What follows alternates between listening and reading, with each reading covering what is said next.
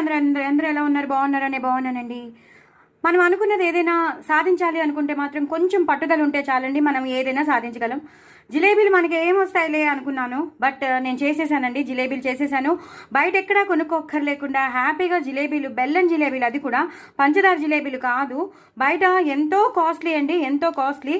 So అంత costly పెట్టి కొనుక్కునే బదులు మనం లంసంగా హ్యాపీగా ఇంట్లో చేసుకున్నాం అనుకోండి, హ్యాపీగా తినేయచ్చు. దీని రెసిపీ నేను చాలా చిన్న షార్ట్లో చూపించేశాను.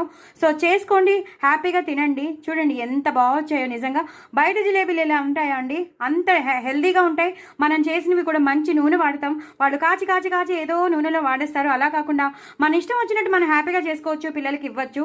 సో దీని రెసిపీ నేను మీకు షేర్ చేస్తున్నాను కాబట్టి తప్పకుండా చేసుకోండి. బెల్లం జిలేబీలు చాలా చాలా బాగుంటాయి. నేను కూడా ఫస్ట్ టైమే చేశానండి, బట్ నేను సక్సెస్ కాలేదా? అలా అందరం సక్సెస్ అవుతామండి. బట్ ఒక్క పట్టుదల, కొంచెం ఐడియా ఉంటే చాలు, మనం ఏదైనా మనం సాధించగలమండి. సో డూ ట్రై ఇట్ అండి. నా ఛానల్ మాత్రం సబ్స్క్రైబ్ చేసుకోవడం అసలు మర్చిపోవద్దు.